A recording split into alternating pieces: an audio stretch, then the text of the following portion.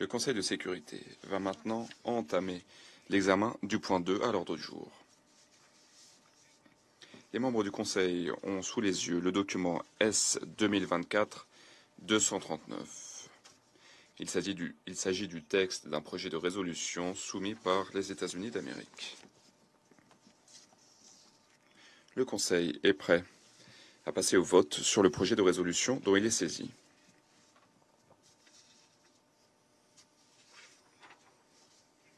Et je vais maintenant donner la parole aux membres du Conseil qui souhaitent s'exprimer avant le vote. Et je donne la parole aux États-Unis. Merci, Monsieur le Président. Chers collègues, beaucoup a été écrit et a été dit concernant les divisions au sein de ce Conseil. Et il y a en effet de véritables divisions et divergences, mais je pense que nous partageons dans l'ensemble les mêmes objectifs.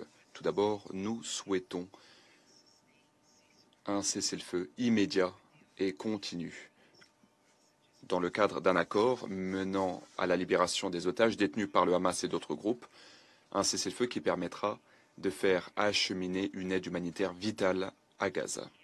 Bien entendu, nous ne pouvons pas simplement le souhaiter, nous devons prendre les mesures qui s'imposent, faire ce difficile travail de diplomatie pour y parvenir. Vous m'avez entendu le répéter à de nombreuses reprises, car c'est le cas. Un projet de résolution du Conseil de sécurité, cette résolution doit pouvoir être mise en œuvre sur le terrain.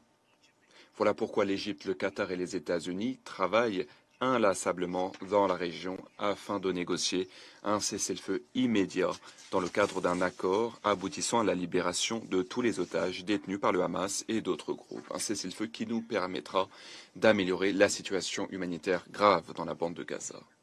Et nous pensons que nous touchons au but. Nous n'y sommes pas encore, hélas. Et aujourd'hui, le Conseil de sécurité a un rôle essentiel à jouer. En adoptant le projet de résolution soumis, nous pouvons exercer une pression sur le Hamas pour que le Hamas accepte l'accord qui lui est proposé. Je n'ai pas à vous dire que chaque jour qui passe sans accord, chaque jour qui passe sans cessez-le-feu, le bilan humain s'alourdit. Cela fait, il y a quelques 100 otages, y compris un nouveau-né, détenus en captivité par le Hamas. Cela signifie plus de souffrance pour eux, plus de souffrance pour les Palestiniens civils qui ont été déplacés, qui ont faim, qui ont désespérément besoin de la paix. Pour les Israéliens qui ont été confrontés aux attaques de la part du Hamas, un groupe terroriste qui a déclenché tous ces événements le 7 octobre. Chaque jour qui passe sans accord, cette souffrance inutile continue. Cette résolution va nous aider à parvenir à cet accord pour alléger la souffrance. Et j'exhorte tous les membres du Conseil à voter pour ce projet de résolution. Voter pour une résolution qui enfin condamne le Hamas pour ses attaques indicibles commises et pour les actes de violence sexuelle.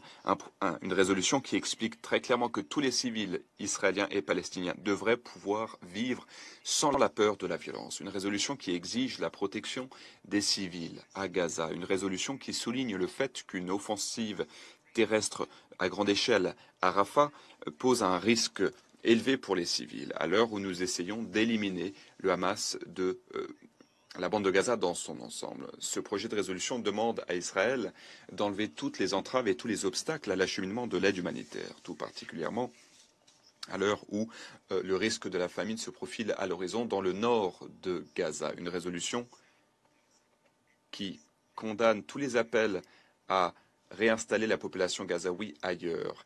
Et une résolution qui dit que l'autorité palestinienne devrait avoir la responsabilité de l'administration dans la bande de Gaza et qui demande le respect de la solution des deux États. C'est une résolution forte, une résolution qui résulte de négociations inclusives, une résolution qui reflète le consensus au sein de ce Conseil et une résolution qui ne se contente pas d'appeler de ses vœux à un cessez-le-feu. Une résolution qui prévoit les mesures requises pour que ce cessez-le-feu soit possible.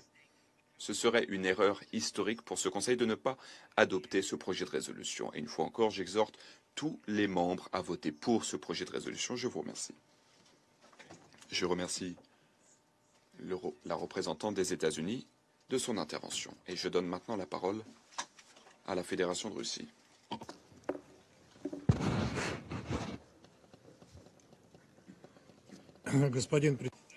Monsieur le Président, le Conseil de sécurité de l'ONU, depuis 6 mois, n'arrive pas à adopter un document exigeant un cessez-le-feu à Gaza. Toutes les tentatives sont systématiquement heurtées à l'action des États-Unis qui, à 4 reprises, a froidement eu recours au veto en cette salle. Pendant cette période, nous avons entendu de nos collègues américains de nombreuses justifications différentes. Tantôt, ils ont dit qu'il est prématuré de parvenir à un cessez-le-feu car il faut donner un espace aux efforts antiterroristes d'Israël. Tantôt, ils ont exigé que le Conseil de sécurité ne gêne pas la diplomatie sur le terrain de Washington. C'est une citation. Tantôt, ils ont appelé à attendre le Ramadan et à ce moment-là, ils diraient qu'il y aurait un accord sur un cessez-le-feu. À présent, 6 mois plus tard, alors que Gaza a pratiquement été rasé, la représentante des États-Unis nous explique sérieusement que Washington a enfin commencé à comprendre la nécessité d'un cessez-le-feu. Ce processus intellectuel lent de Washington a coûté la vie à 32 000 civils palestiniens, dont les 2 tiers sont des femmes et des enfants. Et même maintenant, nous observons un spectacle typiquement hypocrite. Sous couvert de cessez-le-feu, les États-Unis s'efforcent de vendre aux membres du Conseil de sécurité et à l'ensemble de la communauté internationale quelque chose d'autre, à savoir une formule diluée sur la définition de l'impératif d'un cessez-le-feu. Ces passages philosophiques sur les impératifs moraux, on peut les trouver dans les œuvres d'Emmanuel Kant, et ils y ont leur place. Mais pour sauver les vies de civils palestiniens, ils sont insuffisants. Et ce n'est absolument pas ce que prévoit le mandat du Conseil de sécurité de l'ONU, qui se voit conférer des instruments uniques pour exiger un cessez-le-feu et, en cas de nécessité, imposer son respect. Le secrétaire d'État, M. Blinken, lors d'une interview officielle à Jeddah le 20 mars donnée à la correspondante Al-Haddad, a dit, je cite, « Eh bien, en fait, nous avons effectivement une résolution que nous venons de présenter au Conseil de sécurité qui appelle effectivement à un cessez-le-feu immédiat lié à la libération des otages et nous espérons tout à fait que les pays l'appuieront. Cependant, dans le texte de projet américain qui est mis aux voix aujourd'hui, cet appel ne figure pas. Le résultat, c'est que soit la représentante permanente des États-Unis auprès de l'ONU, soit le secrétaire d'État américain induisent délibérément la communauté internationale en erreur. Chers collègues, dès le début, il était évident que les négociations que nos collègues américains mènent sur ce projet visaient seulement à gagner du temps. Tous nos commentaires, toutes nos lignes rouges ont été systématiquement ignorées, tout comme les propositions d'autres délégations. C'était une sorte de conversation dans le vide, et ce n'était pas un travail normal sur un document. Le produit américain, c'est un document totalement politisé, dont le seul but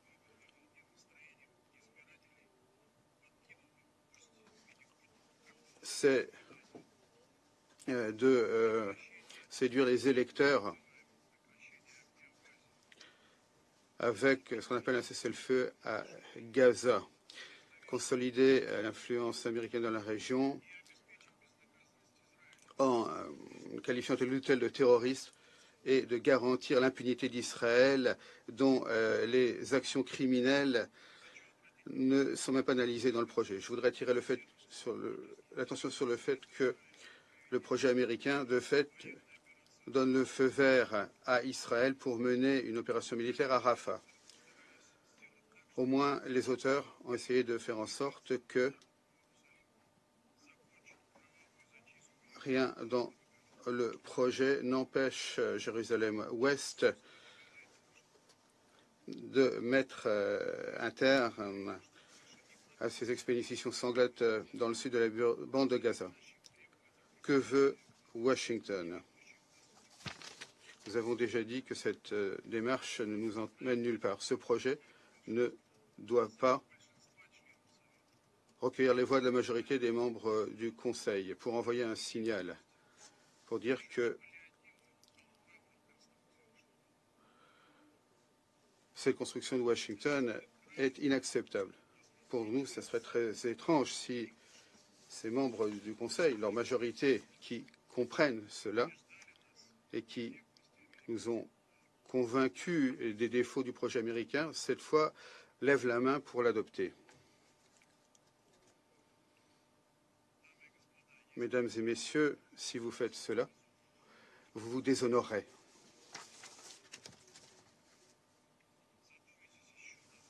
Réfléchissez bien à l'image que vous enverrez à la population du Moyen-Orient, l'image de votre pays, si vous appuyez ce projet hypocrite qui vise à désorienter la communauté internationale et à détruire l'autorité du Conseil, qui vise à faire en sorte qu'il ne puisse pas influencer la situation sur le terrain.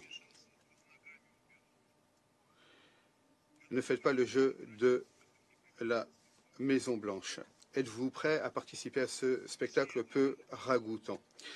La Russie ne le fera pas. En tant que membre permanent du Conseil de sécurité et l'un des fondateurs de l'ONU, nous sommes conscients de notre responsabilité mondiale historique pour le maintien de la paix et de la sécurité et nous ne pouvons pas accepter que le Conseil devienne un instrument de la politique destructrice de Washington au Moyen-Orient. Si cette résolution était adoptée, cela refermerait définitivement le débat sur la nécessité d'un cessez-le-feu à Gaza. Cela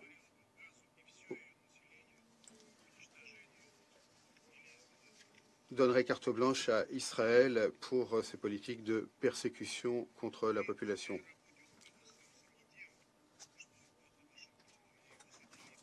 Ce qui nous intéresse, ce n'est pas ce qui va dans le sens de Washington et de ses satellites. Ce qui nous importe, c'est ce dont ont besoin les Palestiniens et ce qui servira la paix. Nous appelons le Conseil de sécurité à ne pas permettre cela et à voter contre le projet américain. Monsieur le Président, afin que le Conseil de sécurité puisse malgré tout appliquer son mandat de maintien de la paix et de la sécurité internationale, plusieurs membres non permanents du Conseil ont élaboré un projet de résolution alternatif qui contient des exigences noir sur blanc sur la manière de parvenir à un cessez-le-feu et sur la nécessité de libérer les otages. C'est un document équilibré et non politisé. Nous ne voyons pas pourquoi les membres du Conseil de sécurité refuseraient de le soutenir.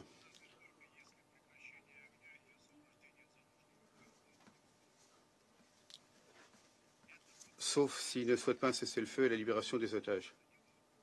C'est la dernière possibilité pour le Conseil d'effectuer son mandat. Je vous appelle à ne pas rater cette chance. Je vous remercie. Je remercie le représentant de la Fédération de Russie de son intervention. Nous allons maintenant mettre aux voix ce projet de résolution. Je demande aux délégations qui souhaitent voter pour ce projet de résolution, projet figurant dans le document S 2024-239, de lever la main.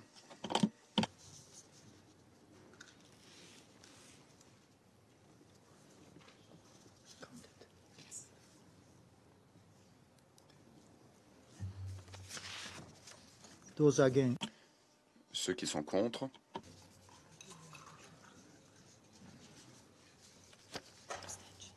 Abstention. Abstention.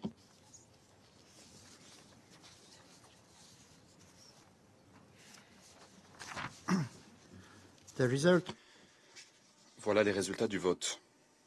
11 votes pour, 3 contre, 1 abstention.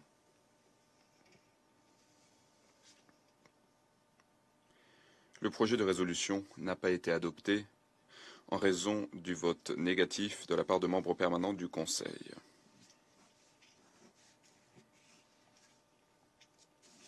Et je vais maintenant donner la parole aux membres du Conseil qui souhaitent intervenir après le vote. Je donne la parole aux États-Unis. Merci encore, Monsieur le Président. Chers collègues, aujourd'hui, les États-Unis ont soumis un projet de résolution de bonne foi, après avoir consulté tous les membres du Conseil. Et après de nombreuses modifications qui ont été apportées au texte, la plupart des membres ont voté pour ce projet de résolution. Hélas, la Fédération de Russie et la Chine ont décidé d'utiliser leur droit de veto. La Russie et la Fédération de Russie et la Chine vont vous donner toutes sortes d'explications pour ce travail d'obstruction. Mais le fait est qu'il y a des raisons cyniques qui expliquent leur décision. Tout d'abord, la Chine et la Fédération de Russie n'ont toujours pas condamné les attentats terroristes du Hamas du 7 octobre. Est-ce qu'on peut y réfléchir un instant? La Chine et la Russie refusent de condamner le Hamas qui a brûlé vie des civils, qui a violé des femmes et des filles, le Hamas qui a tué des centaines de personnes lors d'un concert, qui a pris en otage des centaines de personnes, les attentats les plus sanglants contre des juifs depuis l'Holocauste. Et des membres du Conseil ne peuvent pas le condamner. C'est honteux. Et cela ne fait pas honneur à ce Conseil. La Chine et la Russie ne souhaitaient pas voter pour un projet de résolution rédigé par les États-Unis. Ces deux pays préfèrent ainsi que le Conseil échoue, même après de longues négociations qui ont duré des semaines et des semaines, même après des négociations et des modifications apportées au texte, un texte qui, dans l'ensemble, a été fortement soutenu par les membres du Conseil. Comme vous l'avez vu aujourd'hui, presque tous les membres du Conseil ont voté pour ce projet de résolution, pour contribuer aux efforts diplomatiques, pour parvenir à un cessez-le-feu immédiat dans le cadre d'un accord aboutissant à la libération de tous les otages. Un accord qui aurait pu permettre l'acheminement ô combien nécessaire de l'aide humanitaire à Gaza. Une fois encore, la Russie a donné la priorité aux intérêts politiques. La Russie, qui mène à bien une guerre non provoquée contre son voisin, la Russie a l'audace et l'hypocrisie d'accuser d'autres pays de ce qu'elle fait elle-même. Nous savons tous que la Chine et la Russie ne font rien sur le plan diplomatique pour parvenir à une paix viable ou pour contribuer de façon significative à l'acheminement de l'aide humanitaire. Chers collègues, il y a un autre projet de résolution que vous souhaiteriez adopter, mais en l'état, ce texte échoue à contribuer aux efforts diplomatiques dans la région. Et ce qui est pire, c'est que le texte pourrait donner au Hamas un prétexte pour s'écarter de l'accord qui lui est proposé. Nous souhaitons tous que ce Conseil s'exprime, mais nous ne devrions pas adopter un texte qui met en péril les négociations en cours. Et ces négociations ne sont pas uniquement menées à bien par les États-Unis. Il y a d'autres pays dans la région, le Qatar et l'Égypte, qui contribuent également à ces négociations. Si cette résolution alternative est mise aux voix, et si elle ne contribue pas à la diplomatie sur le terrain, eh bien, il est possible que ce Conseil se retrouve de nouveau dans l'impasse. J'espère que cela ne se produira pas. De notre côté, les États-Unis continueront de travailler. Nous continuerons d'œuvrer en faveur d'un accord avec le Qatar et l'Égypte. Et nous allons travailler avec tous les membres du Conseil qui souhaitent véritablement adopter un projet de résolution qui rendra cet accord possible. Je vous remercie, Monsieur le Président. Je remercie la représentante des États-Unis de son intervention. Je donne la parole au Royaume-Uni. Merci, Monsieur le Président. Le Royaume-Uni a voté pour ce projet de résolution dont nous étions saisis ce matin. Nous avons voté pour, car nous avons besoin d'un cessez-le-feu immédiat afin de protéger les civils, afin de permettre l'accès à l'aide humanitaire et afin d'atténuer la souffrance. Nous avons voté pour le respect du droit international humanitaire. Nous avons voté pour la libération des otages, pour le rejet des déplacements forcés et pour le rejet d'une offensive terrestre à grande échelle à Rafah. Les Palestiniens sont confrontés à une situation humanitaire extrêmement grave qui empire de jour en jour. Et la situation ne peut s'améliorer tant que l'acheminement de l'aide humanitaire ne sera pas possible à Gaza. Nous sommes donc extrêmement déçus que la Chine et la Russie n'aient pas soutenu ce texte afin que le Conseil puisse sans équivoque affirmer qu'il est nécessaire d'établir un cessez-le-feu immédiat. Par le biais de ce projet de résolution, le Conseil de sécurité aurait pu, à juste titre et pour la première fois, condamner sans équivoque les attentats terroristes commis par le Hamas. Nous sommes déçus que le Conseil n'ait pas été à même d'envoyer ce message important.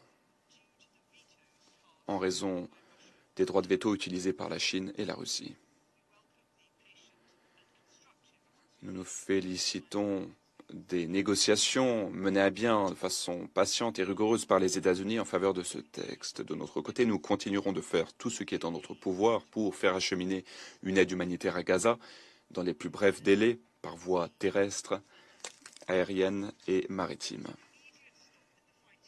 Mettre un terme immédiatement au combat, voilà la seule façon d'acheminer cette aide humanitaire ô combien nécessaire. C'est la seule façon de progresser en faveur d'un cessez-le-feu permanent et viable. Je vous remercie.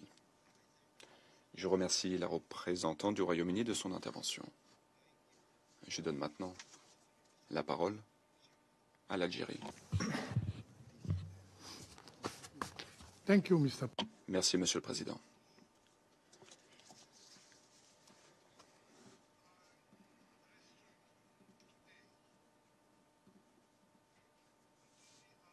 Je m'adresse à vous aujourd'hui en tant que représentant de l'Algérie, mais également en tant que représentant du monde arabe dans son ensemble.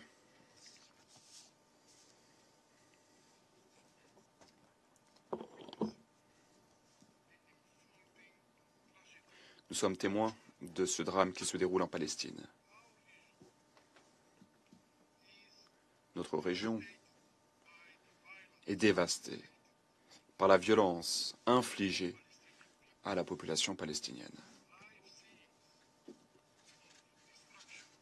Nous sommes dévastés par ces scènes de destruction, de mort, cette terrible souffrance infligée à la population. C'est insupportable.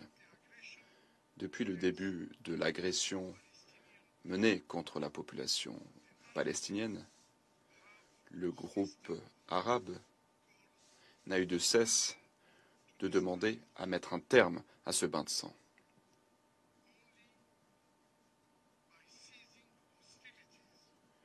Ce n'est que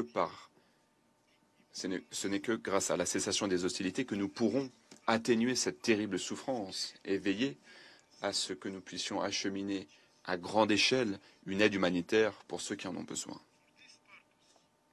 Voilà pourquoi, le mois dernier, nous avons présenté un projet de résolution qui a suscité un fort soutien parmi les membres du Conseil de sécurité. Hélas, ce projet de résolution a fait l'objet d'un veto. Nous sommes convaincus du fait que l'adoption de ce texte aurait pu sauver des centaines de vies innocentes.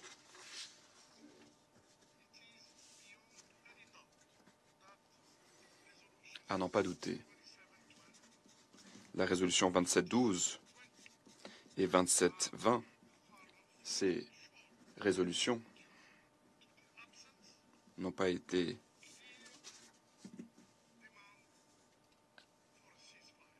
adoptées car elles ne demandaient pas un cessez-le-feu immédiat. Ceux qui pensent que la puissance occupante israélienne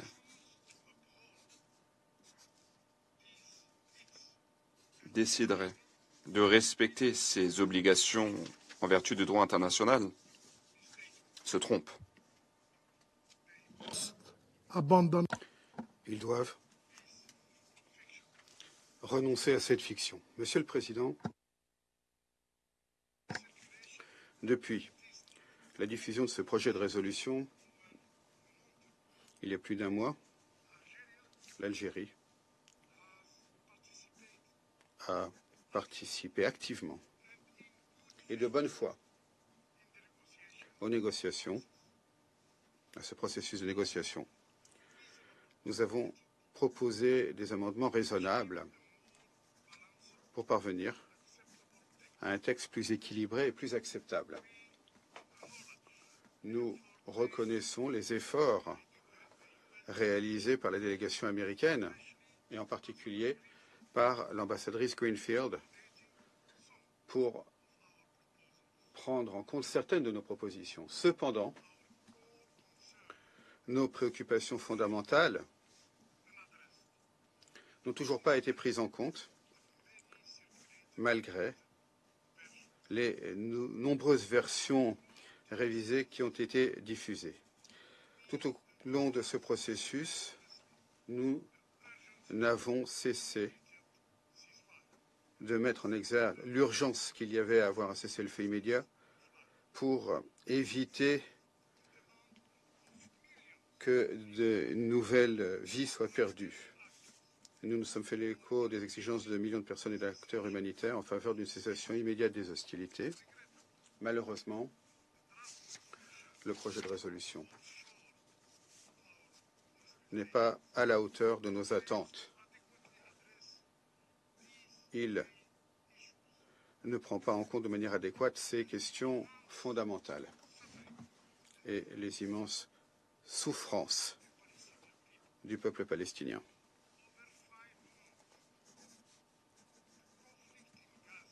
Pendant 5 mois, le conflit à Gaza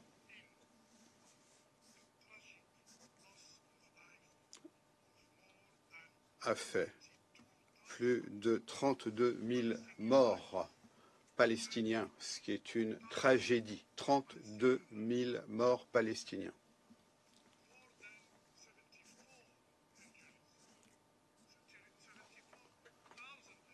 Il y a plus de 74 000 blessés.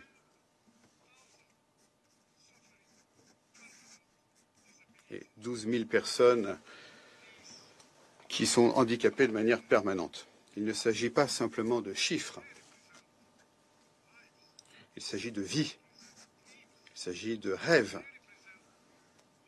Il s'agit d'espoirs qui ont été brisés. Ce qui est alarmant, c'est que le texte évite d'évoquer la responsabilité de la puissance occupante israélienne. Ces personnes n'ont pas été victimes d'automutilation, elles ont été tuées. Et les auteurs de ces crimes doivent rendre compte. Pour nous, dans le monde arabe, dans la nation islamique, dans le monde entier,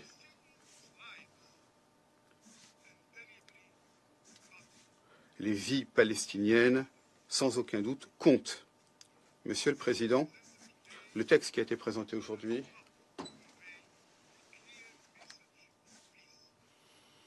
n'envoie pas un message clair en faveur de la paix.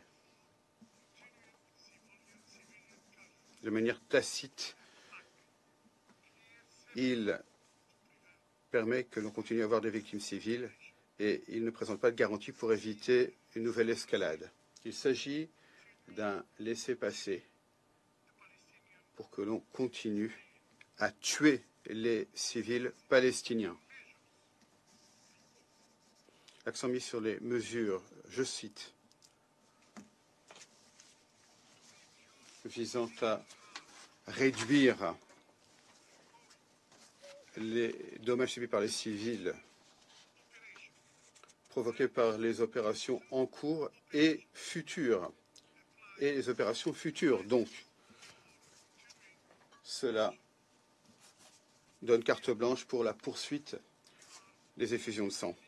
Dans ce contexte, nous sommes particulièrement préoccupés par une opération militaire potentielle à Rafah. Une telle opération militaire aurait des conséquences dévastatrices. L'Algérie, tout comme d'autres pays de la région, a mené des efforts de réconciliation actifs entre les factions palestiniennes. Car nous escomptons qu'une Palestine unie est essentielle pour son avenir et pour l'avenir du processus de paix. Nous estimons que les dispositions particulières, un certain nombre de dispositions dans le projet de résolution mettent en danger l'avenir d'un État palestinien et entravent les efforts de réconciliation en cours. Établir un État palestinien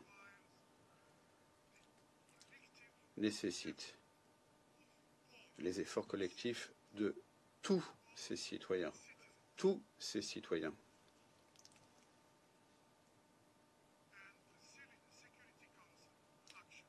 Et les mesures prises par le Conseil de sécurité doivent appuyer et non pas entraver ce processus.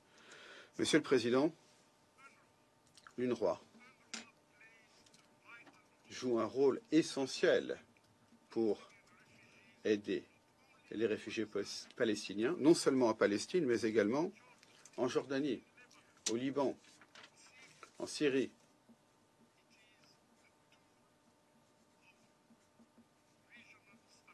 C'est un outil pour la stabilité de la région. Toute résolution qui met à mal le mandat de l'UNRWA aggraverait la situation humanitaire déjà catastrophique. La poursuite des opérations de l'UNRWA est essentielle jusqu'à ce que les réfugiés palestiniens puissent assurer eux-mêmes leurs moyens de subsistance ou rentrer dans leur foyer, comme le prévoit le droit international. Monsieur le Président,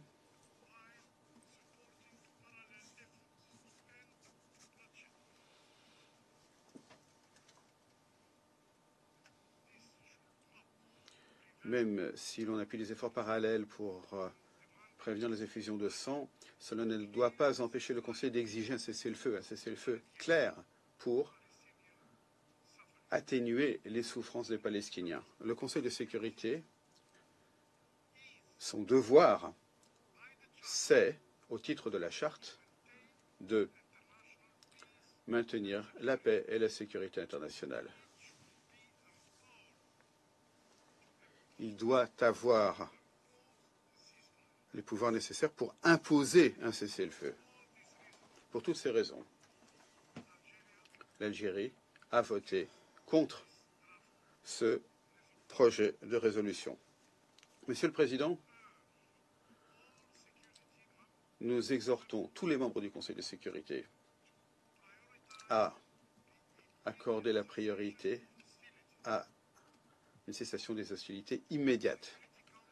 Le Conseil de sécurité doit prendre des mesures décisives et significatives pour mettre un terme à la violence et pour ouvrir la voie à un processus de paix durable en Palestine et également dans l'ensemble de la région.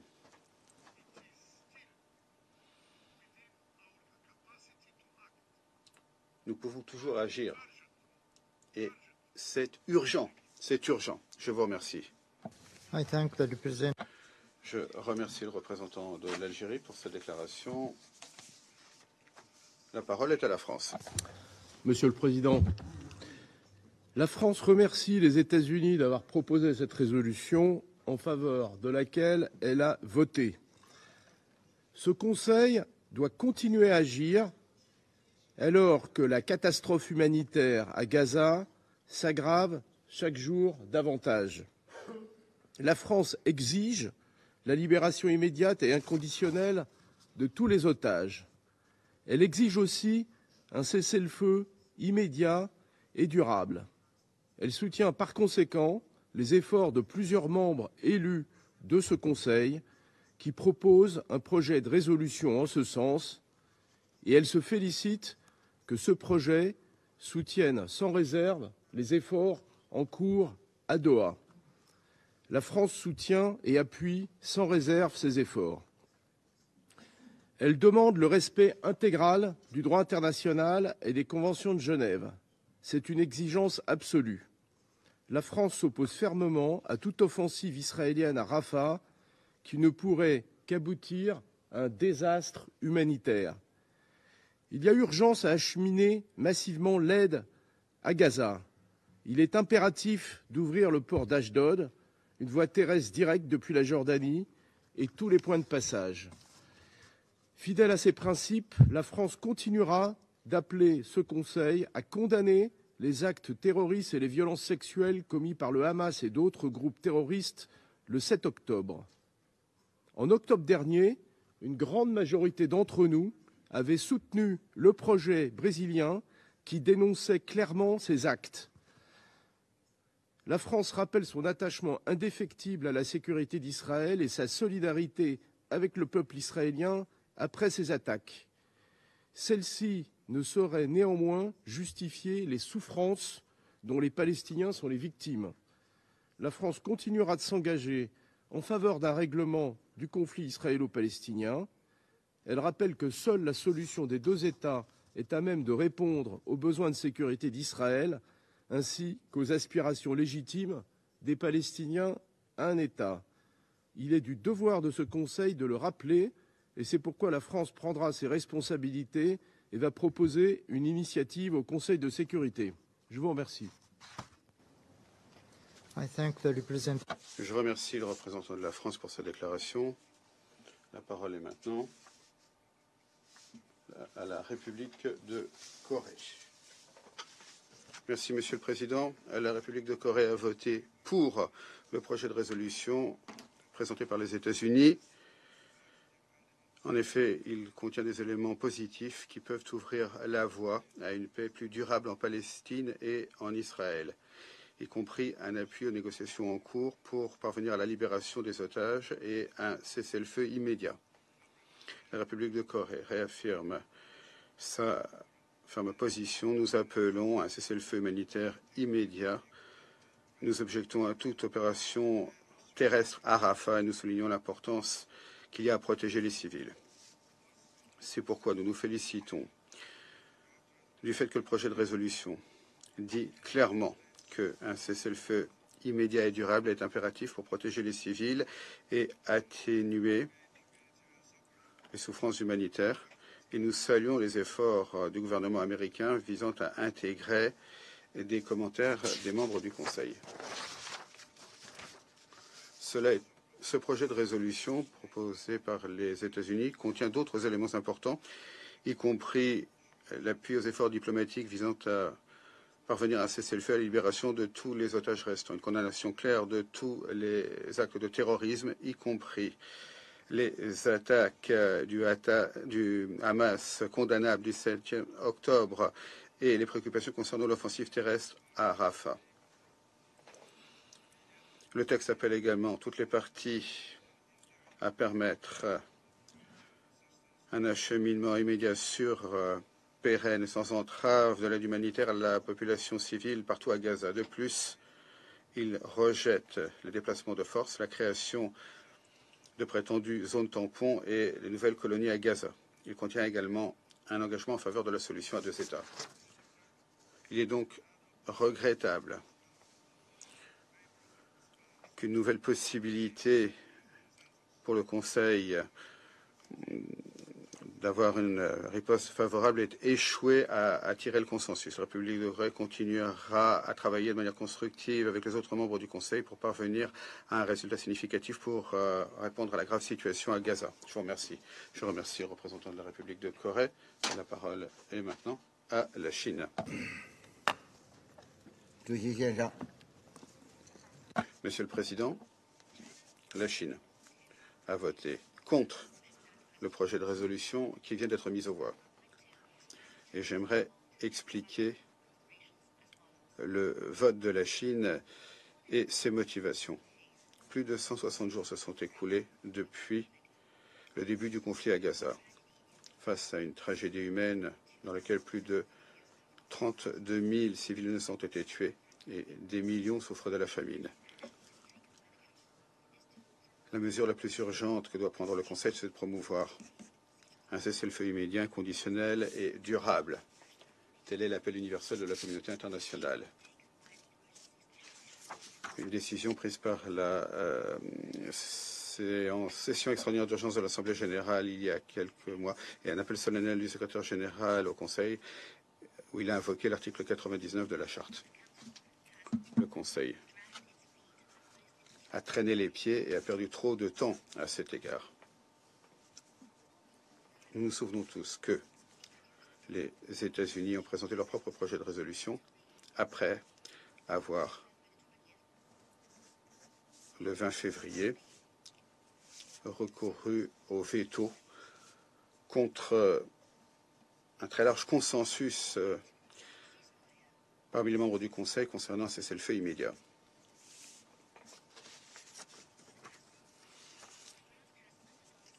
Ce dernier mois, ce projet de résolution a connu plusieurs modifications et contient des éléments qui répondent aux préoccupations de la communauté internationale, mais il a toujours évité la question centrale, le cessez-le-feu. Le texte définitif reste ambigu et n'appelle pas à un cessez-le-feu immédiat. Il n'apporte même pas de réponse à la question qui est la mise en œuvre d'un cessez-le-feu à court terme. On s'écarte là clairement du consensus des membres du Conseil. Ce texte est loin d'être à la hauteur des attentes de la communauté internationale. Un cessez-le-feu immédiat est une condition préalable fondamentale pour préserver des vies, étendre l'accès humanitaire et prévenir un conflit plus important. Le projet américain, au contraire, fixe des conditions préalables à un cessez-le-feu, ce qui revient à donner un feu vert à la poursuite du massacre, ce qui est inacceptable. Ce projet est également extrêmement déséquilibré concernant de nombreux autres aspects, en particulier concernant les déclarations récentes et répétées d'Israël concernant des plans d'une offensive militaire à Rafah. Le projet n'expose pas clairement son opposition, ce qui enverrait un message. Le mauvais message aurait de graves conséquences. Tout texte doit résister à l'épreuve de la moralité et de la bonne conscience, afin de préserver la vérité et la justice, de préserver la Charte des Nations Unies, ses objectifs et ses principes, et pour préserver la dignité du Conseil, et également sur la base des préoccupations et d'une ferme opposition des pays arabes à ce projet de résolution. La Chine, tout comme l'Algérie et la Russie, ont voté contre le projet de résolution. Monsieur le Président, les membres du Conseil sont maintenant saisis d'un autre projet de résolution qui était le résultat de consultations collectives entre les membres élus du Conseil. Ce projet est clair concernant la question du cessez-le-feu et il est conforme à une direction juste pour les actes du Conseil. Il est pertinent. Nous appuyons ce projet. Nous espérons que les membres du Conseil parviendront à un accord sur cette base le plus rapidement possible et qu'ils enverront un message clair qu'ils appelleront à un cessez-le-feu immédiat et à la fin des combats. Comme d'autres membres du Conseil, dès le début, la Chine a appelé à la libération immédiate de tous les otages. Une exigence qui n'a cessé d'être répété dans les résolutions 2712 et 2720 du Conseil. Nous nous félicitons des efforts de médiation de l'Égypte, du Qatar et d'autres États à cette fin, et nous espérons que tous les détenus seront libérés rapidement. La Chine rejette les accusations lancées par les États-Unis et le Royaume-Uni contre le vote de la Chine. Ces accusations sont infondées. Si les États-Unis étaient sérieux concernant un cessez-le-feu, ils n'auraient pas, à de nombreuses reprises, opposé leur veto à de multiples résolutions du Conseil de sécurité. Ils n'auraient pas joué avec les mots et attendu si longtemps, tout en étant ambigus et évasifs sur des questions fondamentales. Si les États-Unis sont sérieux pour ce qui est d'un cessez-le-feu, eh bien, veuillez voter pour l'autre projet de résolution qui appelle clairement un cessez-le-feu, afin qu'on puisse parvenir enfin immédiatement à un cessez-le-feu, qu'on puisse atténuer les souffrances des Palestiniens et que les otages puissent être libérés rapidement. Actuellement, pour les États-Unis, le plus important, ce n'est pas leurs paroles, mais leurs actes. Quoi qu'il arrive, la Chine continuera à œuvrer avec les membres du Conseil et la communauté internationale pour jouer un rôle responsable et constructif pour parvenir à un cessez-le-feu et mettre un terme à la guerre, mettre en œuvre une solution à deux États, atténuer les souffrances et promouvoir une solution globale, juste et complète à la question de la Palestine. Merci, Monsieur le Président. Je remercie le représentant de la Chine. La parole est à Malte. Merci, Monsieur le Président. Malte remercie les États-Unis pour leurs efforts et pour leur travail constant sur ce projet de résolution. Malte a voté pour ce texte. Nous regrettons que le recours au veto ait empêché son adoption. Nous considérons que ce projet aurait représenté un autre pas important dans la bonne direction. Il aurait continué à faire fond sur les résolutions 2712 et 2720. Malte continue à considérer qu'un cessez-le-feu immédiat permanent est la seule manière de prévenir une nouvelle dégradation et commencer à faire face aux conséquences de la guerre entre Israël et le Hamas. Nous appuyons les efforts en cours de l'Égypte, du Qatar et des États-Unis, que nous saluons, visant à négocier un accord permettant la libération des otages. Nous continuerons à répéter notre appel à Hamas afin qu'il libère tous les otages de manière inconditionnelle et de garantir la sécurité. Nous nous félicitons du fait que ce projet condamne les atroces attaques terroristes du Hamas le 7 octobre, y compris la prise d'otages et les violences sexuelles qui ont été commises. Nous reconnaissons que ce texte met l'accent sur les préoccupations concernant une offensive terrestre à Rafah et les conséquences catastrophiques que cela aurait pour 1,5 million de personnes, dont la majorité sont des femmes et des enfants. Cependant, nous soulignons que le Conseil ne peut pas donner l'impression d'autoriser quelque opération militaire israélienne à Rafah, actuelle ou future.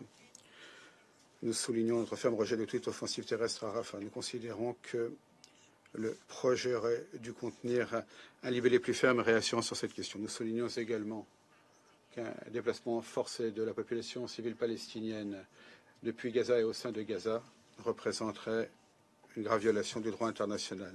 Malte continue à être gravement préoccupée par le bilan humanitaire qui ne cesse d'augmenter de cette guerre et qui se poursuit pendant ce mois sacré du Ramadan. Nous répétons fermement notre appel à Israël afin qu'il garantisse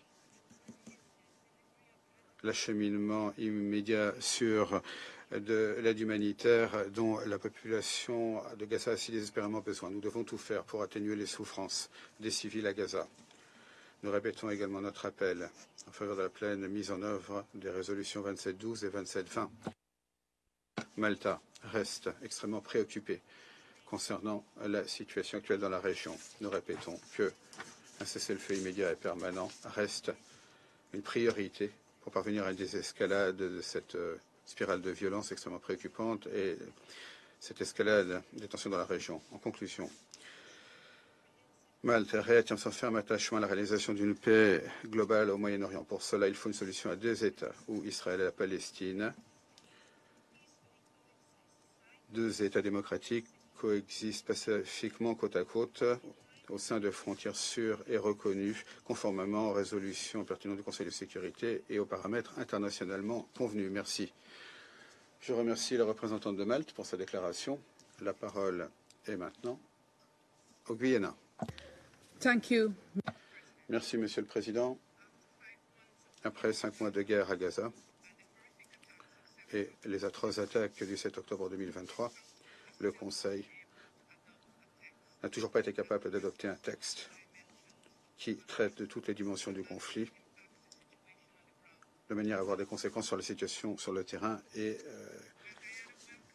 qui défendent la primauté du droit. Le Guyana se félicite de l'initiative des États-Unis visant à élaborer un projet de résolution. Nous nous félicitons de la transparence dans laquelle ont eu lieu les négociations, mais nous considérons que, étant donné le temps passé sur ces négociations et certaines positions qui ont été constamment exprimées par plusieurs délégations, le projet aurait pu mieux prendre en compte l'ensemble de ces informations. Monsieur le Président, chers collègues, le Guyana s'est abstenu sur ce projet de résolution pour plusieurs raisons que je vais énumérer. Premièrement, contrairement à ce qu'ont dit certains médias et d'autres, cette résolution n'appelle pas à un cessez-le-feu immédiat. Au lieu de cela, nous relevons que le texte, je cite, détermine l'impératif d'un cessez-le-feu, fin de citation, et qu'il appelle à un appui à des efforts diplomatiques en cours en dehors de l'ONU. Ces efforts doivent être salués, mais étant donné la responsabilité et le mandat du Conseil, le Guyana n'a pas pu appuyer une résolution qui n'appelle pas clairement à un cessez-le-feu immédiat. Près de 32 000 personnes ont été tuées à Gaza depuis le 7 octobre. La majorité de ces personnes sont des femmes et des enfants. Plus de 74 000 personnes ont été blessées. Les premières évaluations de l'ONU ont conclu qu'il faudra des années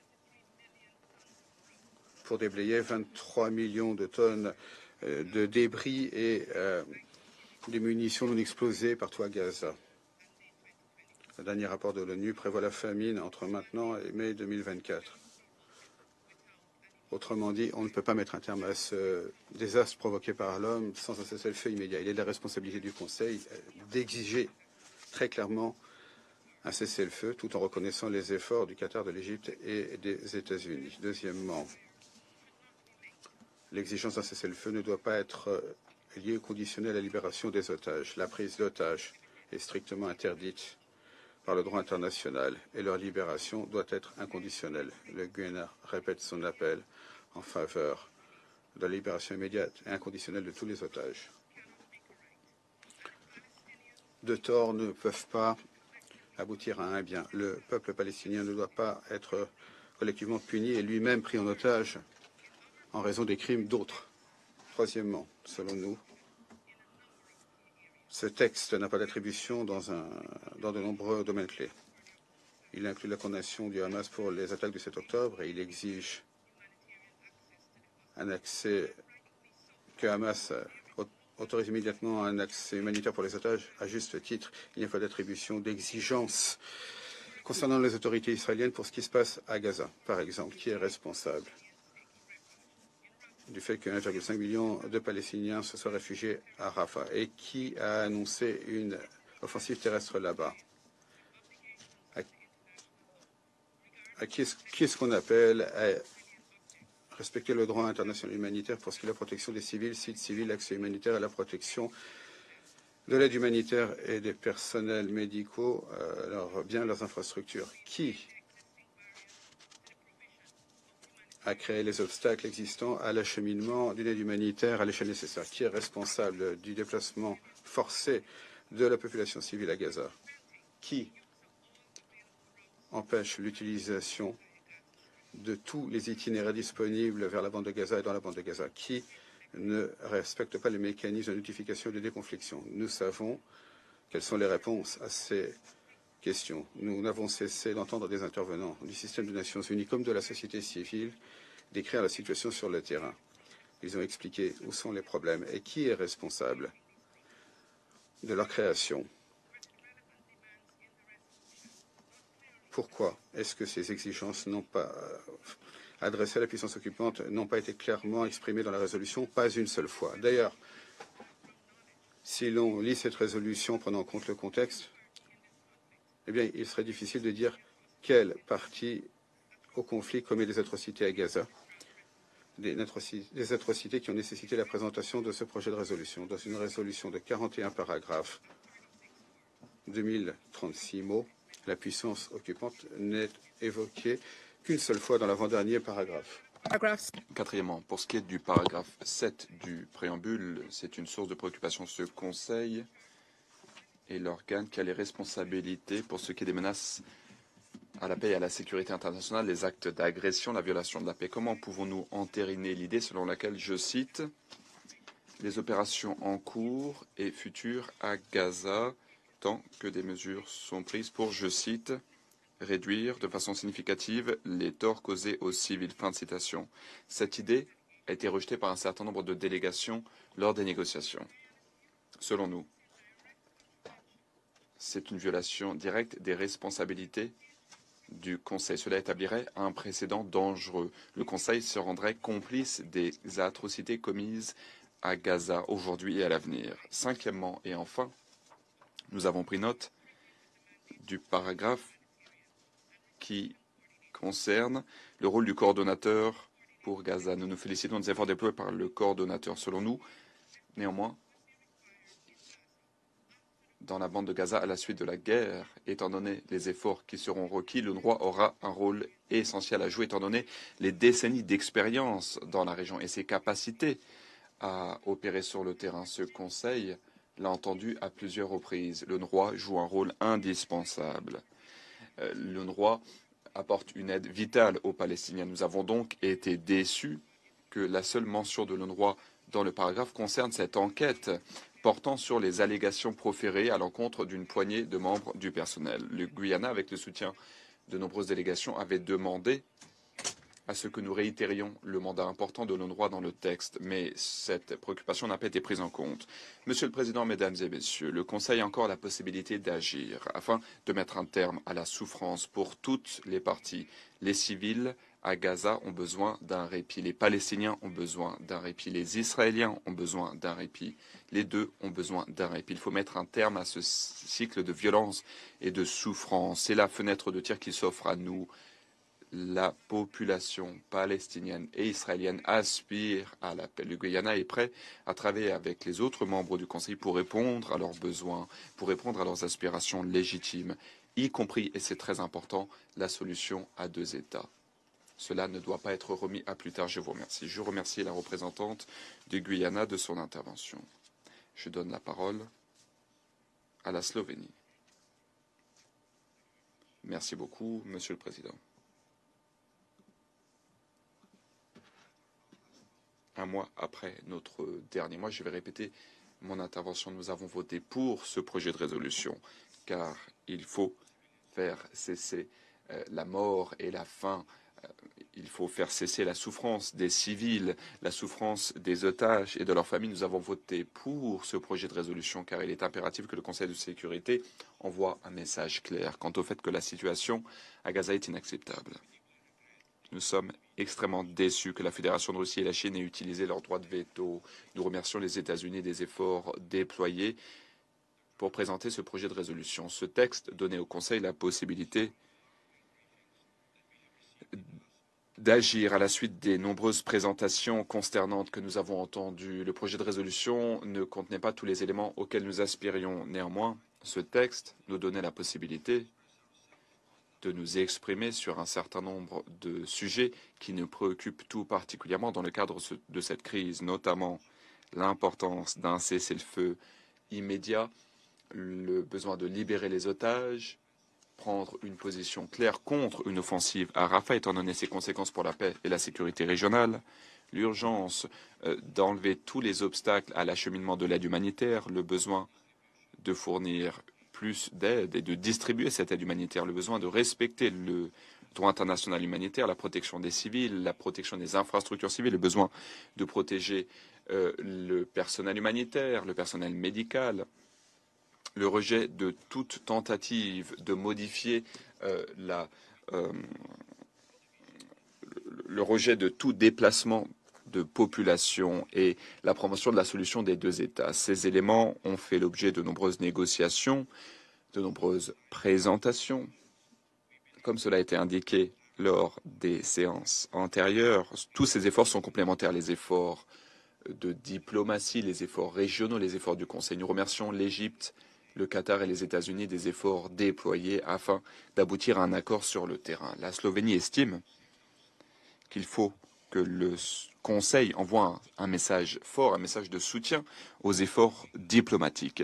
Cela nous permettra d'aboutir à la paix. Nous condamnons les attentats terroristes du Hamas du 7 octobre et nous demandons la libération immédiate et inconditionnelle des otages. C'est le Hamas qui est responsable de la situation actuelle, mais cette situation n'aurait pas dû mener à la mort de 32 000 Palestiniens, à la famine qui menace et aux graves violations du DIH. La guerre a de nombreuses conséquences tragiques. La guerre est un choix. Ce n'est pas une nécessité. Nous soulignons le besoin de reddition des comptes, le besoin de respecter le droit international. Nous sommes gravement préoccupés par les déclarations de certains responsables israéliens concernant la réinstallation de la population gazaoui. Nous rejetons toute offensive terrestre à Gaza. Nous sommes déçus que le Conseil n'ait pas été à même d'envoyer un message clair quant au besoin de mettre un terme à ce conflit. Il faut travailler sur la solution politique et concrétiser la vision de la solution des deux États. Il faut pleinement respecter le droit international, y compris le DIH, et le droit international des droits humains, ainsi que les mesures conservatoires de la Cour internationale de justice, ainsi que les résolutions 2712 et 2720. Le Conseil doit faire preuve d'un rôle de chef de file en faveur de la paix. La Slovénie continuera de travailler avec tous les membres du Conseil afin que nous puissions nous exprimer de façon unie. Les vies palestiniennes comptent, les vies israéliennes comptent. Ce conflit doit cesser. Je vous remercie. Je remercie le représentant de la Slovénie de son intervention. Je donne la parole à la Suisse. Merci, Monsieur le Président. La Suisse a voté en faveur du projet de résolution présenté par les États-Unis d'Amérique et regrette qu'il n'ait pas été adopté en raison du veto de 2 membres permanents du Conseil de sécurité. À la lumière de la souffrance intolérable sur le terrain, il aurait été nécessaire que le Conseil parvienne à un résultat tangible et envoie un signal de capacité d'action et d'union claire en faveur de la protection des civils. L'ensemble des membres du Conseil ont contribué aux nombreuses consultations du texte mis aux voix aujourd'hui et je remercie les États-Unis de leurs efforts. Jusqu'en dernier ressort, pourtant, la Suisse a plaidé pour rapprocher son contenu de la demande claire et concrète formulée à maintes reprises par une très grande majorité des membres de ce Conseil de mettre en place un cessez-le-feu humanitaire immédiat et sans aucune précondition. Il est grand temps qu'une demande sans équivoque de cessez-le-feu humanitaire immédiat fasse l'objet d'un consensus au sein de ce Conseil. Au vu de la situation humanitaire catastrophique dans laquelle les civils se trouvent à Gaza, à commencer par les enfants et les centaines de milliers de déplacés en proie au bombardement, au risque de famine et d'épidémie, un tel cessez-le-feu demeure une étape prioritaire et urgentissime. La fourniture d'aide humanitaire, dont l'ensemble de la population de Gaza a aujourd'hui besoin, doit pouvoir se réaliser de manière rapide, sûre et sans entrave. Nous notons que le texte américain n'appelle pas explicitement à la libération immédiate et inconditionnelle des otages, demande qu'une grande majorité des membres du Conseil, dont la Suisse, n'a cessé de formuler depuis les actes de terreur perpétrés par le Hamas le 7 octobre dernier. La Suisse salue en revanche la condamnation de ces actes dans le texte. Enfin, la Suisse reste très préoccupée par les conséquences humanitaires des hostilités actuelles. Une large offensive militaire à Rafah aggraverait encore notablement la situation déjà catastrophique de la population civile et établirait un nouvel obstacle majeur à l'acheminement de l'aide humanitaire. Une telle perspective est inacceptable et ne saurait être adoubée par ce Conseil. Aussi, l'échec d'aujourd'hui ne doit en aucun cas être interprété comme un signal lancé aux partis pour poursuivre les hostilités.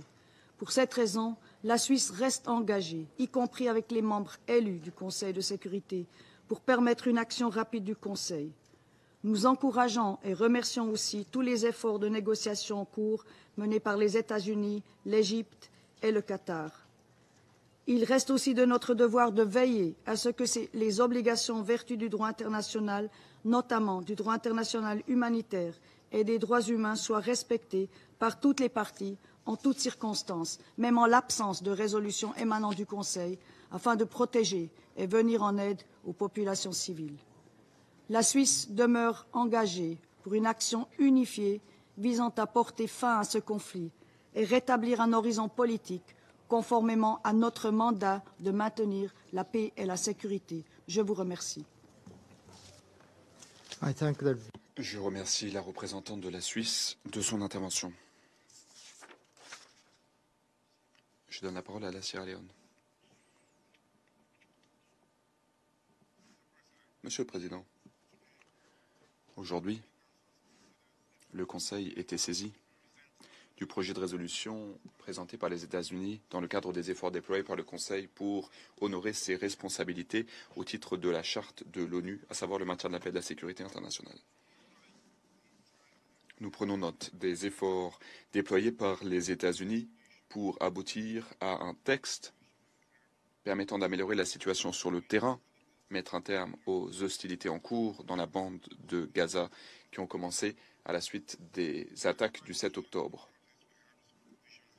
Nous avions quelques difficultés avec certaines dispositions, mais nous avons voté pour le projet de résolution pour illustrer notre engagement à parvenir à un cessez-le-feu durable des hostilités, même si l'approche est progressive et si elle dépend des négociations diplomatiques en dehors des Nations Unies. Le texte dont nous étions saisis n'appelait pas de ses vœux de façon immédiate un cessez-le-feu. Avec la tragédie en cours, le bilan humain qui s'alourdit, la Sierra Leone est déterminée à soutenir toute initiative permettant d'aboutir à un cessez-le-feu. Nous avons voté pour car il faut agir afin de parvenir à un cessez-le-feu immédiat, réduire la souffrance de la population, mettre un terme au déplacement forcé des Palestiniens et permettre l'acheminement d'une aide humanitaire vitale, y compris des médicaments, de l'eau, de l'alimentation, des abris, entre autres. Notre vote illustre également le besoin de libérer immédiatement tous les otages détenus par le Hamas. Avec notre vote, nous soulignons le besoin d'un accès à l'aide humanitaire sans entrave pour les civils dans toute la bande de Gaza, tout particulièrement à ce moment charnière où il y a une grave insécurité alimentaire dans la bande de Gaza et le risque imminent de famine. Il faut respecter à la lettre le droit international. Voilà pourquoi nous pensons que tous les belligérants doivent respecter leurs obligations en vertu du droit international, y compris en vertu du DIH, concernant la conduite des hostilités et la protection des civils et des infrastructures civiles. Hélas, le Conseil n'a pas adopté le texte.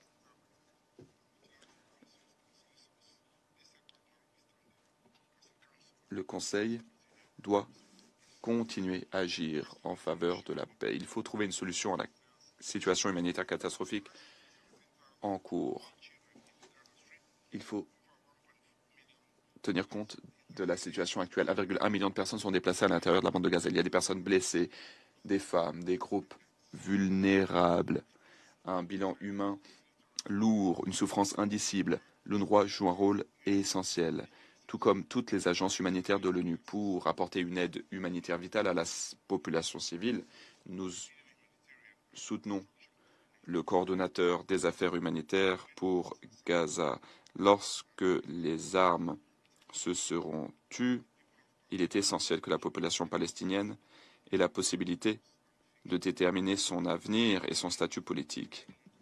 Pour ce qui est de la reconstruction de la bande de Gaza, tous les efforts doivent être déployés de bonne foi avec la participation active des Palestiniens. Je vous remercie.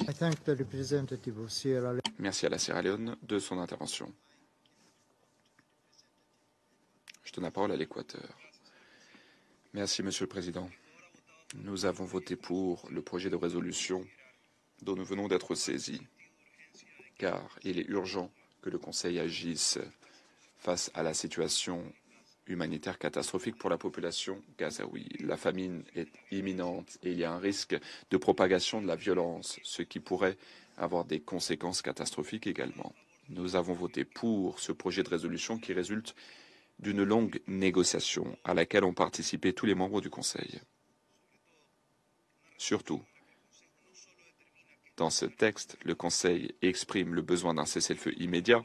Il y a également d'autres dispositions très importantes, très pertinentes et urgentes, notamment des mesures à moyen terme et à long terme pour aboutir à une paix durable. Par ailleurs, le texte condamne de façon explicite les actes terroristes du Hamas et la prise d'otages. Ces otages doivent être libérés immédiatement et de façon inconditionnelle. Monsieur le Président, je suis certain que tous les membres du Conseil estiment que ce texte aurait pu être amélioré. Mais je suis également certain du fait que nous ne sommes pas tous d'accord sur la marge d'amélioration et sur la façon d'améliorer le texte. Cette situation est éminemment complexe. Il est donc impossible d'avoir un texte parfait pour tous les membres. Monsieur le Président, le Conseil ne doit pas être un terrain de rivalité. Il faut au contraire que ce soit un espace de réconciliation et de paix. Notre mandat est clair. Il figure dans la charte de l'ONU. Voilà pourquoi, une fois encore, nous nous désolons du fait que la décision majoritaire du Conseil ne soit pas respectée en raison de l'utilisation du veto. Je vous remercie. Je remercie le représentant de l'Équateur de son intervention. Je vais maintenant prendre la parole en ma qualité de représentant du Japon. 5 mois se sont écoulés depuis les actes indicibles commis par le Hamas en Israël, actes qui ont abouti à la tragédie à laquelle nous assistons à Gaza. Près de 31 000 Palestiniens auraient été tués à Gaza, pour la plupart des femmes et des enfants. La famine est imminente et il y a également une offensive militaire israélienne qui se profile à l'horizon à Rafah et qui menace d'exacerber la catastrophe humanitaire. Cette offensive ne devrait pas avoir lieu, quelles que soient les circonstances. Étant donné la gravité de la situation sur le terrain, le Japon a voté pour ce projet de résolution. Nous regrettons que ce projet de résolution n'ait pas été adopté. Nous nous félicitons des efforts inlassables déployés par les États-Unis dans le cadre de négociations avec tous les membres du Conseil. Si le texte avait été adopté, cela aurait contribué aux efforts diplomatiques en cours, notamment les pourparlers qui auraient pu mener à un cessez-le-feu immédiat et à la libération des otages. Selon nous, c'est une approche pragmatique pour améliorer la situation humanitaire sur le terrain. Nous n'avons pas été à même d'adopter la résolution. Néanmoins, le Conseil doit continuer à peser de tout son poids sur les parties pour négocier un accord le plus tôt possible. La population à Gaza ne peut attendre un jour de plus. Je vous remercie.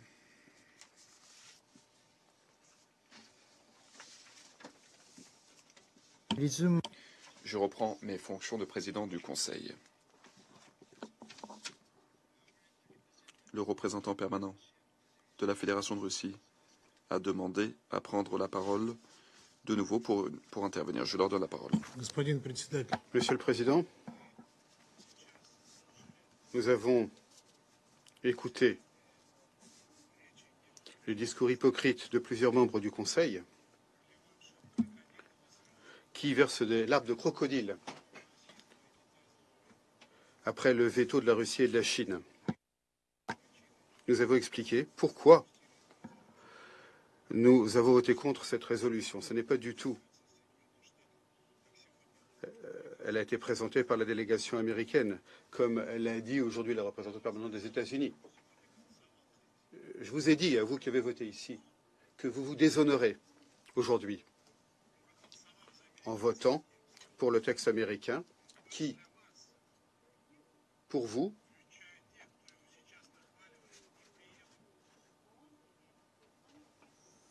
était avant inacceptable. Je vais vous dire ce qu'il en est. Ce n'est pas difficile d'imaginer le scénario de ce qui s'est passé. Vos souverains américains, en plus d'avoir tordu le bras à vos dirigeants dans vos capitales, vous ont dit: ne vous inquiétez pas, de toute façon, la Russie opposera son veto à ce texte. Mais au moins, vous ne vous opposerez pas au texte américain. Voilà, c'est tout ce qui s'est passé.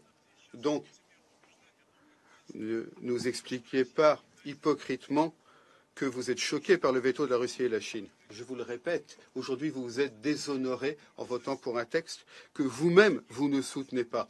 Parce qu'en fait, vous ne le soutenez pas.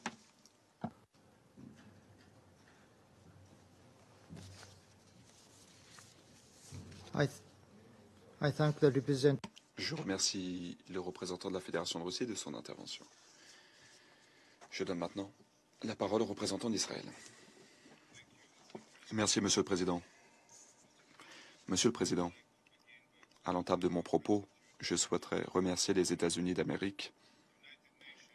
Les Nations Unies ont été fondées dans le sillage de la Shoah pour que de telles atrocités ne se reproduisent plus. L'ambassadrice Greenfield, merci d'avoir défendu ces valeurs. Votre détermination à condamner les monstres du Hamas et votre conviction que la libération des otages n'est pas quelque chose qui peut être remis à plus tard, cela illustre votre clarté morale.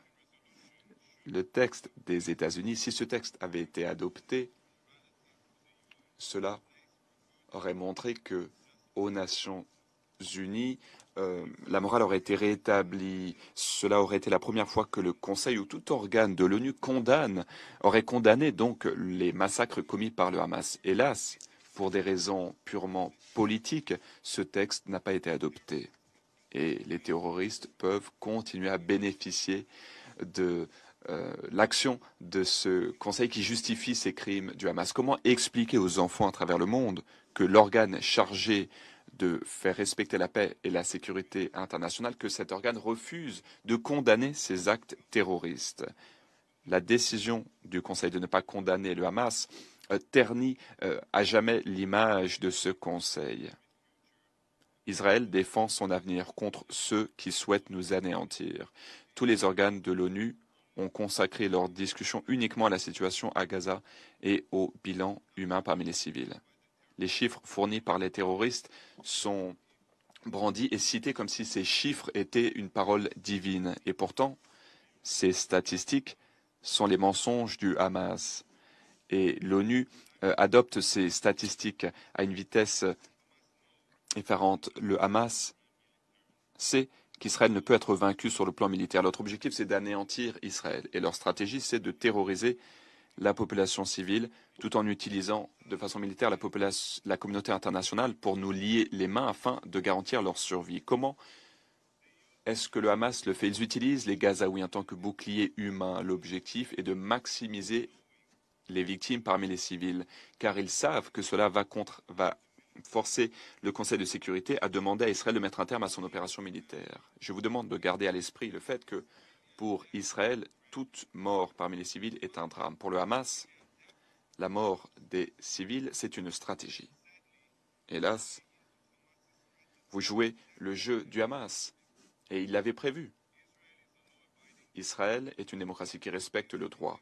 Nous prenons toutes les mesures qui s'imposent pour minimiser les victimes collatérales. Israël a fait de son mieux pour garantir la sécurité des civils. Nous avons largué des notes pour informer la population. Nous avons créé des corridors de sécurité. Nous avons pris des mesures plus que toute autre armée dans le cadre de conflits. L'objectif étant de minimiser les victimes parmi les civils, alors que le Hamas, pendant des années, a construit des kilomètres de tunnels, des tunnels où se cachent les militants et où sont détenus les otages. Pourquoi? Eh bien, le Hamas le fait précisément pour exploiter les civils de Gaza en tant que bouclier humain et pour alourdir le bilan humain. Pour le Hamas, plus des civils sont tués, plus leur survie est garantie. C'est le chemin qui les mènera à un cessez-le-feu pour que le Hamas reste au pouvoir. Donc, vous devez vous demander, est-ce que cette stratégie qui est la vôtre n'est pas en train de les aider? le Hamas par le biais du ministère de la Santé, ministère contrôlé par le Hamas. Le Hamas donc fournit de fausses statistiques, des statistiques qui sont ensuite brandies à travers la planète pour promouvoir les mensonges de ces terroristes. En regardant les statistiques du Hamas, il est clair que ces statistiques ne sont pas fiables. Récemment, une analyse a été publiée par un professeur d'université, une analyse sur les statistiques du ministère de la Santé du Hamas. Cette étude montre que ces chiffres sont faux et qu'ils sont gonflés, qu'il n'est pas possible que ces statistiques reposent sur des faits réels. Même si nous décidions d'accepter ces statistiques fournies par le ministère de la Santé, le ratio entre les combattants et les non-combattants, c'est 1-1. C'est-à-dire que, comme je l'ai dit à l'instant, tous les morts parmi les civils à Gaza sont tragiques, bien entendu, mais le seul acteur coupable, c'est le Hamas. Et pourtant, le Conseil refuse de condamner le Hamas pour son utilisation des civils comme bouclier humain. Il faut condamner les tunnels sous les écoles. Il faut condamner l'utilisation des hôpitaux à des fins terroristes. Il faut que le Hamas rende des comptes. Nous pouvons dire la même chose pour ce qui est de cette rhétorique fallacieuse de la famine. C'est encore une fois une propagande de la part du Hamas adoptée par l'ONU. Israël n'érige aucun obstacle à l'acheminement de l'aide humanitaire. Près de 350 000 tonnes d'aide humanitaire a été acheminée dans la bande de Gaza. Tout pays qui souhaite fournir plus d'aide peut le faire. Et nous allons faciliter l'acheminement de cette aide. La seule raison pour laquelle les habitants à Gaza n'ont pas accès à l'aide, c'est que le Hamas pille cette aide et l'utilise. Tant que le Hamas contrôle la bande de Gaza, la situation économique sera déplorable. Chers collègues, le Conseil a à plusieurs reprises exprimé ses préoccupations concernant l'offensive à Rafah. Que les choses soient claires. Aucun pays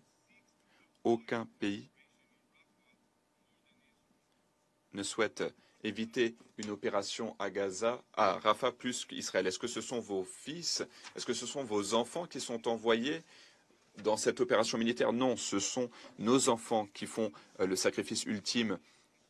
Depuis le début de la guerre, nos objectifs sont clairs. Libération des otages, démantèlement des capacités militaires du Hamas. Nous souhaitons veiller à ce que la bande de Gaza ne constitue plus une menace pour Israël. Pour l'instant, nous avons réussi à démanteler 18 des bataillons du Hamas. Il en reste 4 à Rafah, avec quelques 8000 terroristes. Israël se bat pour son avenir, et si nous échouons à atteindre nos objectifs, le Hamas va de nouveau organiser des attentats comme ils l'ont fait le 7 octobre, comme ils l'ont promis publiquement. Et pas seulement le Hamas, les terroristes vont prévaloir dans la région, et cela va être une source d'inspiration pour les organisations djihadistes à travers la planète. Donc la seule façon de parvenir à un véritable cessez-le-feu permanent, c'est d'éliminer les capacités du Hamas dans leur totalité. Et nous ne pouvons pas le faire à moins que tous les bataillons du Hamas soient détruits. Nous ne pouvons pas éteindre le feu en l'éteignant en partie. Le feu va de nouveau se déclarer, se propager. C'est ce qui va se produire si nous n'avons pas d'opération à Rafah. Il n'y a pas d'alternative. La seule façon de parvenir à un cessez-le-feu permanent, c'est une opération à Rafah. Si ce Conseil a d'autres idées pour démanteler ce groupe terroriste sans pénétrer à l'intérieur de la ville de Rafah, partagez ces idées avec nous. Nous sommes ouverts, chers collègues. Une fois que nous aurons démantelé les capacités du Hamas, notre objectif est de démilitariser la bande de Gaza. Mais pour une solution durable entre Israël et Gaza, il y a une autre condition à remplir, la déradicalisation. Selon une enquête du Centre palestinien pour les politiques et les enquêtes, donc un centre palestinien, selon cette enquête, 71% des Palestiniens soutiennent les attaques et les massacres du Hamas du 7 octobre. Ce n'est pas un ministre qui s'est exprimé, non, c'est 71% de la population palestinienne qui soutient les massacres. Et plus de 60% des Palestiniens souhaitent que le Hamas contrôle la bande de Gaza. Comment le comprendre? la majorité des Palestiniens soutiennent les massacres du Hamas et souhaitent que ces violeurs, que ces meurtriers restent au pouvoir. Voilà ce qui est à la racine du problème. Il ne faut pas ignorer cette haine profondément ancrée et il ne faut pas formuler des exigences à l'endroit d'Israël seulement. Cela revient à faire la politique de l'autruche. Nous nous sommes désengagés de Gaza en 2005. Pendant 18 ans, l'ONU a fermé les yeux sur la radicalisation de la part du Hamas dans les écoles, dans la bande de Gaza, y compris dans les écoles de l'endroit d'ailleurs. D'aucuns appellent de leur vœu 2 États, la paix, mais l'ONU refuse de s'attaquer à la racine du problème. La plupart des Palestiniens n'aspirent pas à la paix. Ce qui est le plus important pour les Palestiniens, c'est d'anéantir à tout prix Israël. Voilà pourquoi la déradicalisation est clé. On ne peut pas formuler des exigences à l'endroit d'Israël uniquement sans exiger quoi que ce soit de la part des Palestiniens pour qu'ils mettent un terme à leur culture de la paix. Sinon, il ne sera pas possible de trouver une solution à long terme. Il faut exiger que les autorités palestiniennes combattent le terrorisme. Il faut mettre un terme à la haine et à ses incitations. Il ne faut pas verser des salaires à des terroristes. Il ne faut pas radicaliser la population. La population allemande, après le Troisième Reich, a fait l'expérience d'une déradicalisation et c'est ce qu'il faut faire avec les Palestiniens afin que les Palestiniens soutiennent enfin la coexistence avec les Juifs, la coexistence avec Israël. C'est ainsi que nous éduquons nos enfants. Monsieur le Président, la guerre se déroule à Gaza, mais sa portée va bien au-delà. Ce qui orchestre le Hamas, comme vous le savez, c'est l'Iran. L'Iran est l'architecte de l'instabilité. Son objectif, c'est la domination mondiale et il faut y mettre un terme. Le régime des ayatollahs est déterminé à anéantir Israël, à nous rayer de la carte. Et ils n'ont pas honte de le dire publiquement. Demain, chers collègues, le peuple juif va fêter Purim, un jour sacré extrêmement important. Et c'est un message que nous devons adresser au régime meurtrier des ayatollahs. Il y a 1500 ans, en Perse, l'Iran aujourd'hui, le roi a signé un décret désastreux, une résolution demandant l'anéantissement de tous les juifs dans l'Empire perse. À la suite de cette décision catastrophique, le peuple juif a conjugué ses efforts et grâce à cette détermination et à sa foi, le peuple juif a réussi à inverser la tendance et à gagner le droit à la légitime défense. Le peuple juif a donc vaincu tous ceux qui essayaient de les assassiner. Et l'homme responsable de ce décret a été exécuté. C'est l'histoire de Purim, un jour sacré. Et le slogan de ce jour sacré, c'est que ceux qui ont comploté contre le peuple juif ont été vaincus. C'est au cœur de l'histoire juive. Faith and conviction. La même foi, la même conviction dont ont fait preuve les Juifs de Perse nous accompagne aujourd'hui. C'est pourquoi nous avons survécu et prospéré, malgré tous les décrets, toutes les résolutions racistes contre nous à travers l'histoire. Beaucoup ont essayé de nous détruire, mais tous ont échoué, car nous ne nous rendrons jamais et nous lutterons toujours pour notre existence. Les membres du Conseil ont appelé un cessez-le-feu en l'honneur du mois musulman du Ramadan. Nous respectons le Ramadan, mais le massacre du Hamas a été mené à bien lors de la fête juive de Simchat Torah, la fête où nous célébrons l'achèvement de la lecture de l'Ancien Testament, la Torah. Donc aujourd'hui, pour Purim, la demande du peuple juif, c'est que le Conseil prenne de véritables mesures actives pour libérer tous nos otages. Et si nous réussissons, si les otages rentrent chez eux et si le Hamas est démantelé, alors, tout comme le dit la Megillah, le texte que nous lisons à Purim,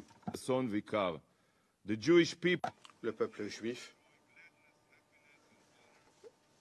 jouit de l'honneur, du bonheur pour nous et pour toute l'humanité. Je vous remercie, Monsieur le Président. Je remercie le représentant d'Israël pour sa déclaration. Il n'y a plus de noms sur ma liste d'orateurs. La séance est levée.